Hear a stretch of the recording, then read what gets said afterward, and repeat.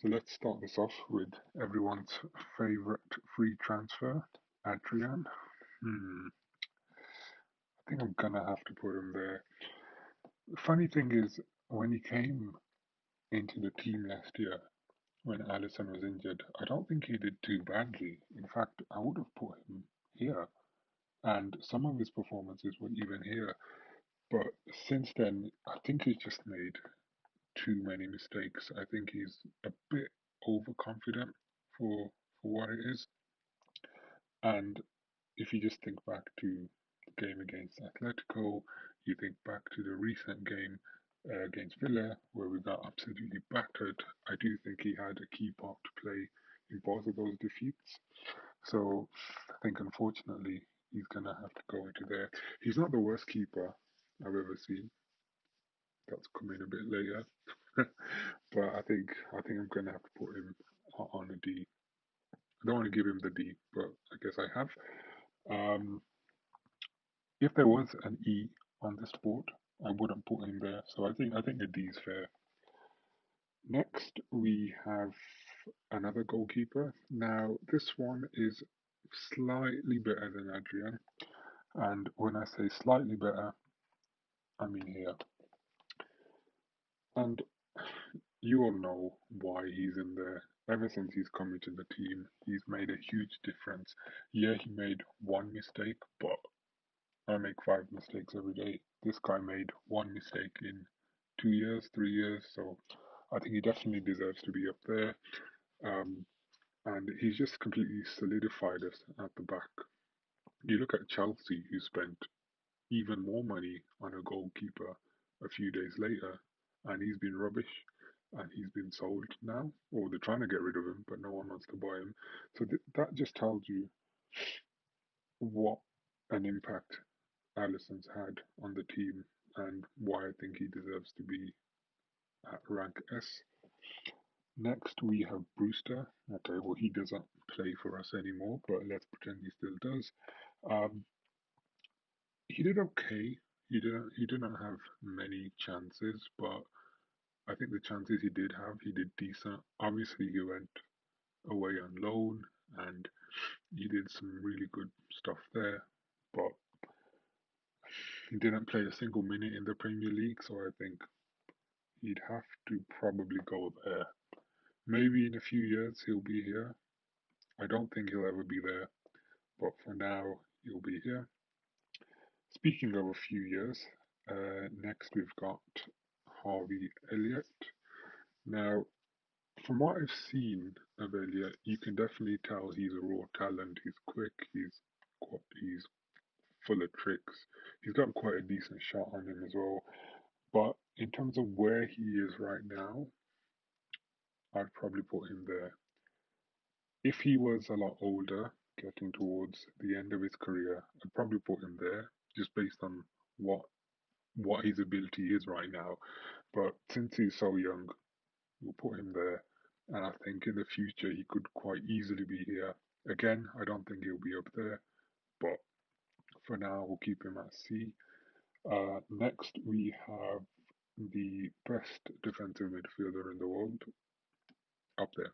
No question about it. The guy can do it all apart from shampooing his head. He can tackle, he can pass, he can even shoot. Just ask Man City. So S is the is the correct ranking for him. Next, oof, okay. So next we've got Firmino. This this is a bit of a weird one because I think he has games where he does a lot off the ball and games where he doesn't do much off the ball or on the ball, and it can be you can easily mix the two up. Now, hmm, as an overall though, because that's what this is, as an overall over his LFC career, would we have won the Premier League if he wasn't playing? I don't think so. Would we have won the Champions League if he was not playing? I don't think so. Would we have won the Club World Cup if he wasn't playing? Well, pretty much definitely not because he scored. But I think as an overall, taking everything into account and how the system is essentially built around him, I'd put him there. I know some people would put him there, some would probably put him here, but I'd put him here. Next, okay, so the next one might also be kind of divisive. We've got Joe Gomez signed for, I think, 3.5 million from Charlton back when Brendan Rodgers was around. He's good, and he's performed well also next to Van Dijk. He's strong, he's very, very quick, which you don't always get for a centre back. And that might explain why he spent some time as a fullback when he started. Um, so defensively sound, offensively doesn't really do much. He doesn't really score any headers from corners, but that's not the end of the world. Um, he does, especially recently, he hasn't quite been performing to the level he was last season or even the season before. Um, but I'm hoping that's just a blip in form, and he'll soon be back to his best. But I think as an overall, I'm torn between A and B. Well, last season I would have put A. This season I would have put C. So let's put him B. Gruich, another player who's not really played much for the team. I think he's gone out on loan. Yeah, I think he's gone out on loan. Um, but with that said, when he has played, for example, against Villa when we got battered, he has looked quite good. He has looked like he's got something about him. He looks like he can pass, he can tackle, he's high energy. So I don't know why we don't keep him around. But he, as an overall, since he hasn't really played much and he probably doesn't really have a future at the club, I'd put him there. Kind of feel sorry for Adrian, but there'll be people next to him soon. Next we have the captain. Um, he's one of those who isn't rated by rival fans in the slightest, but as soon as he's out of the team, we notice the difference. He, he's another one who can do pretty much everything. He can shoot, he can pass, he can tackle, he can cover the pitch in half a second. He has excellent leadership qualities. So I think as an overall in this team, I put him here. If you were conversely looking at the Jordan Henderson who plays for England, I'd probably put him here, maybe even here, but for us, over here. Next, we have another really exciting prospect. I wasn't sold on him 2 years back. I know that sounds weird, but I thought he was just another generic midfielder who would probably get sold within a few years.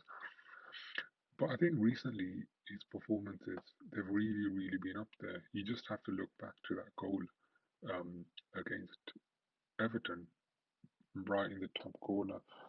And I think since then he has had a few decent performances also.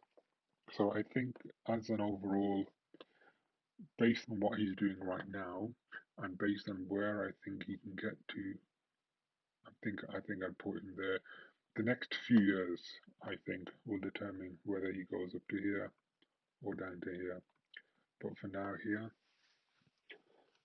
Next, we have Diogo Jota, or is it Jota? I think it's Jota, because it's Portuguese, like Jose.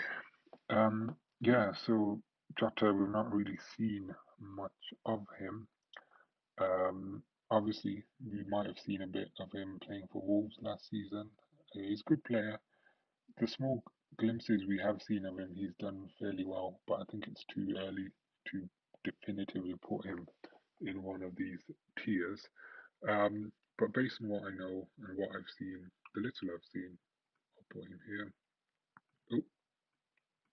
There you go. Next we have Karius. How can anyone forget Karius? Yeah, I think that's enough said. There's certain people who would say, you know what, we should have kept him. We should have gotten rid of Adrian instead. But yeah, Karius even messed up in the final. But people are forgetting that he messed up quite a lot before then. There was a shot in the semi-final against Roma. I think it was Kolarov, which he just completely fluffed. And then in the pre-season friendly, after the final, we were playing Tranmere, I think, and he completely spilt a free kick, which then allowed them to score. There's loads of examples. Um, so I don't know how people put him here. I don't know. Maybe it's because he looks nice, but for me, he's going down here. Next, we have Keita. Now, probably one of the players that I've been most excited about to see joining the team. You just need to see his highlights from when he was in Leipzig. It's like the guy is ice skating on the pitch. He's just gliding around like no one can touch him. Since he's come to Liverpool, I don't think we've seen that level of play. I don't think it's because the Premier League is significantly more difficult than the Bundesliga. Um, I don't know what it is. It could be adjusting to a new country, learning a new language, integrating into a new culture, all that kind of stuff. So I do think he's kind of struggled, struggled a bit because of that. So I think based off of the first season, I would have had to have put him here. I know he's been injured quite a bit, and I know everyone loves him, me included. But being honest, based on the first season he had, I would have had to put him there. Since that time, he has gotten better. He has had a consistent run in the team. He has stayed fit. So I think if he continues that, I would probably put him there. But based on what I've seen so far and taking into account the price, I'd have to stick him there. Based on what we saw in the Bundesliga, I'd probably put him there. But being honest, for now, I'd probably put him there. Actually, I'd probably put him halfway between the two, but you can't do that. So I think I'd keep him there. Next, we've got his best mate. Easy, easy. Um, Not that this is in order, but if it was in order, he'd be right there. And all of these players coming afterwards, debatable about this guy, would be after. Um, yeah. So our best player, we're not the same without him. I think when he first joined, he was maybe there, or maybe on the boundary, but now he's easily there. If there was a rank above S, he'd be there. He's just that good. Next, we've got Yoel. This is gonna surprise a few people, but I'm gonna put him here. For me, he's our second best defender. I know he can't stay fit for more than 5 seconds, but when he does play, I think he's really, really top notch. And quite often, I think he's outperformed Van Dijk when you just look at the performance over a match. So I think I'd stick him in A. I'm slightly tempted to put him down to B because he can't stay fit for longer than 5 seconds. But mm, no, I think I'd keep him there because for me he's better than Gomez. Gomez definitely has a higher ceiling. Matip I think is the finished product. He's further along in his career. Um, but based on how things are right now, that's what I'd do.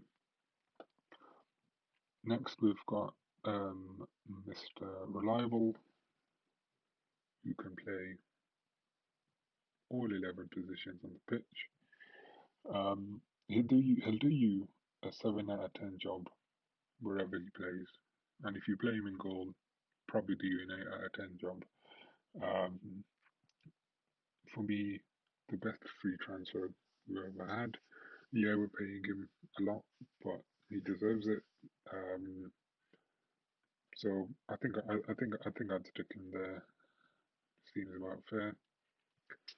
Next, we've got Minamino. So similar to Keita, he came from the Bundesliga. Um, good player. I think again similar to Keita. I think he struggled a bit when he first came into the team.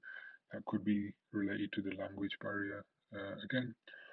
But I think since that time, I think he's definitely integrated himself far better into the team now. When we're looking for someone to come off the bench to make an impact, this is the guy that I'm kind of looking at more often than not.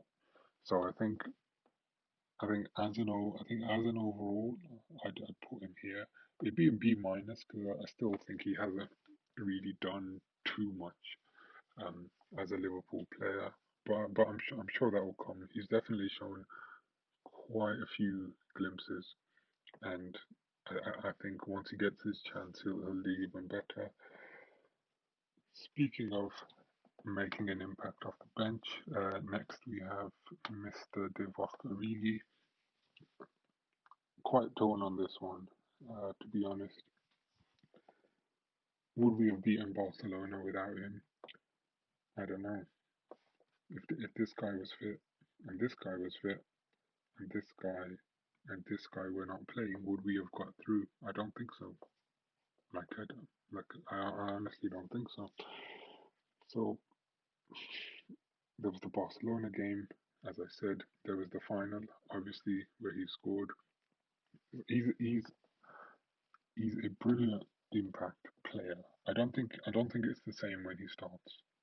When he starts, he just kind of looks a bit lifeless. He doesn't really contribute much. When he comes off the bench, he more often than not scores.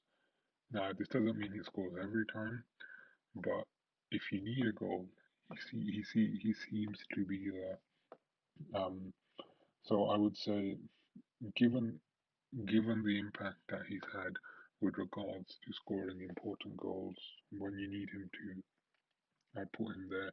If he was a starter every single game, he'd probably be down there because, as I said, I don't think he has the same impact when he's starting on the pitch. But based on what I've seen, he would go there.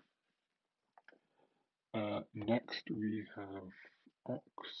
Um, he's an interesting one. I think he had a really big impact on the team when he first came into the team. I think we paid 35 million for him when he had 1 year remaining on his contract. But based on how that performed, based on how he performed that season, it looked like he was worth it. And then he got that injury, obviously, and I don't think he's been quite the same since the injury. So before injury, there, after injury, there, average, there. I think that's fair. Um, I would like to see him more in the team. He's one of the few midfielders we have who actually drives forward, doesn't pass it sideways, actually tries to make things happen. So I would like to see more of him. Next, we have um, easily the best left back in the world. What Latta was easily the best left back in the world going to S for Scotland. Yeah, I think this has to be the steal of the century. £8 million, amazing defensively, amazing offensively, um, good delivery from out wide. No real complaints to be honest. I remember when we signed him, I was thinking, really, who's this guy? I've seen a bit of him, but is this really the answer? Um, glad to say I was wrong there. So yeah, S easily. Next we have Salah, which is another interesting one. First season, easily up there. The weird thing about this guy is some performances will be here, some performances will be here, which is kind of which is kind of unfortunate to see. I do think he's a bit too greedy at times, but that's just the nature of the player, I think. Um, but he's, as I said, some performances here, some performances here, many performances here. But I think as an overall, when we don't have him in the team, we do notice the difference. So I think he'd have to go in there.